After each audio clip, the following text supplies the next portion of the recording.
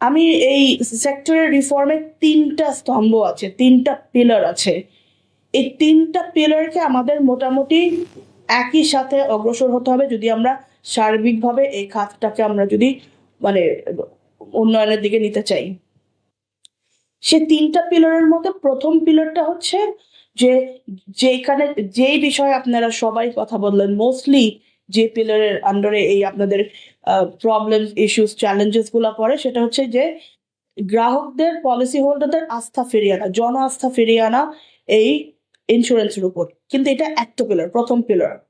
দ্বিতীয় পিলারটা হচ্ছে যেটাতে প্রফেসর সাহেব উনি টাচড আপন ইট ব্রিফলি, যে উনি বলেছেন যে আমাদের এই উই হ্যাভ টু এস্টাবলিশ, এটা হচ্ছে আমাদের অগ্রিম ফরওয়ার্ড লুকিং একটা পিলার, যে আমরা এত কিছু কেন করব, আমরা এই যে এই সেক্টরটাকে ক্লিন আপ করব, আমরা রেগুলেটরি ওভারসাইট বাড়াবো, আমরা কোম্পানি মানে তাদেরকে হেল্প করব, এগুলো কিসের স্বার্থে?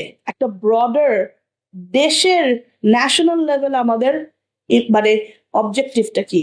ন্যাশনাল লেভেল অবজেক্টিভটা হচ্ছে কি আমাদের পিলার 2, স্তম্ভ 2 যেটাকে আমরা বলি, সেটা হচ্ছে যে establishing insurance as a long term investment class. এটা হচ্ছে বীমা খাতকে একটি দীর্ঘমেয়াদী বিনিয়োগ শ্রেণী হিসাবে প্রতিষ্ঠা করা। এটা আমি এক্সপ্লেইন করব এটা কেন এবং আমাদের জনস্বার্থে মানে দেশের সাথে এটা কেন ইম্পর্টেন্ট।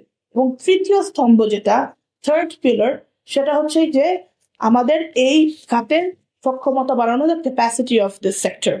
এই ক্যাপাসিটি বিল্ডিং যদি না করি তাহলে লং টার্ম সাস্টেনেবিলিটি কোনোভাবেই আসবে না। আমরা যেভাবে এখন আমাদের ক্যাপাসিটি ছাড়া যেভাবে চলছি এই সেক্টরে, আপনি অন্য কোনো সেক্টরে দেখেন, ব্যাংকিং দেখেন, গার্মেন্টস দেখেন, ইভেন ম্যানুফ্যাকচারিং দেখেন, অনেক এক্সপার্টিজ আছে, অনেক সক্ষমতা আছে, কিন্তু আমরা এখানে কোনো সাস্টেনেবল সক্ষমতা বিল্ড করতে পারছি না। তো এই 3টা স্তম্ভ, যে জন আস্থা ফিরিয়ে আনা, এই ইন্স্যুরেন্সকে একটি লং টার্ম বিনিয়োগ শ্রেণী ক্লাস হিসেবে এস্টাবলিশ করা এবং এখানে সক্ষমতা ফিরিয়ে আনা। তো এখন এই প্রত্যেকটা পিলারে একটু একটু করে টাচ অন করি। প্রথম পিলার যেটা জন আস্থা ফিরিয়ে আনা, যেখানে আপনাদের most of the challenges, problems গুলোর কথা আপনি বললেন।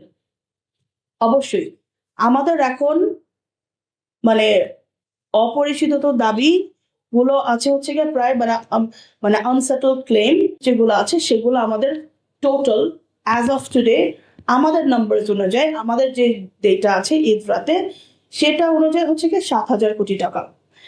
এখন এই 7,000 কোটি টাকা তো মানে পুরা সেক্টরে মানে ডিস্ট্রিবিউটেড বিভিন্ন ভাবে, কিছু কিছু মানে আছে লাইফে, কিছু আছে নন লাইফে, কিছু আছে companies that are stable robust, তারা করবে, কিছু আছে মধ্য ঝুঁকির কোম্পানি, কিছু আছে একদম মানে ঝুঁকিপূর্ণ কোম্পানি।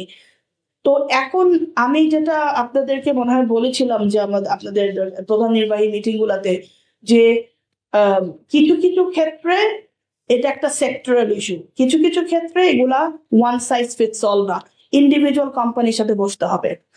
ইন্ডিভিজুয়াল কোম্পানির সাথে বসে এই 7,000 কোটি টাকার মধ্যে আমাদের যেটা করতে হবে সেটা হচ্ছে যে কিছু কিছু কোম্পানির কিছু হয়তো অল্প কিছু ব্যাপারের জন্য, ইস্যুসের জন্য এগুলো আটকে আছে। যেরকম একটা এক্সাম্পল আমি বললাম যে গত মানে সপ্তাহে শুনলাম যে একটা কোম্পানি যদি তাদের অ্যাসেটটা সেল করে দিতে পারে, সেল হয়ে গেছে, টাকাটা আসা বাকি, সেটা গভর্নমেন্টের কাছে বিক্রি করেছে, ওইটা যদি ফ্যাসিলিটেট করে দেওয়া যায় তাহলে তারা ক্লেমস গুলো পরিশোধ করতে পারে। তা আমরা ওটা ফ্যাসিলিটেট করে মানে দিব এবং অ্যাজ সুন অ্যাজ পসিবল। তো এরকম ইন্ডিভিজুয়াল কোম্পানির সাথে আমরা বসে বসে চেষ্টা করবো যে কিভাবে আপনাদের ওই প্রবলেমস গুলোকে সলভ করা যায়।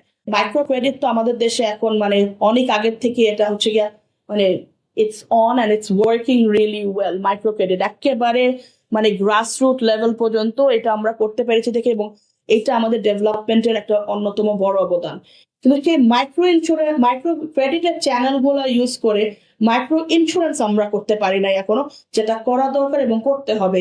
এখানে এমআর এর সাথে বসে একটা রেগুলেশনস এর ব্যাপারে কথা বলতে হবে, এই চ্যানেলস গুলো ঠিক করতে হবে। উই হ্যাভ টু আইনি কাঠামোগুলো, রেগুলেশনের কাঠামোগুলো ঠিক করতে হবে যে আমরা কিভাবে micro insurance through the micro credit MFI micro finance ইনস্টিটিউশনের চ্যানেল দিয়ে আমরা কিভাবে ঠিক করতে পারি। ইসলামী ইন্স্যুরেন্সের কথা বলেন, তাকাফুল, এগুলো সব রেগুলেশনস এগুলো করতে হবে, because this are all opportunities. তো এইগুলো যখন আমরা করব তখন আমরা এই সেকেন্ড স্তম্ভটা যেটা এই ইনভেস্টমেন্ট, এটাকে আমরা তখন স্ট্রং করতে পারবো।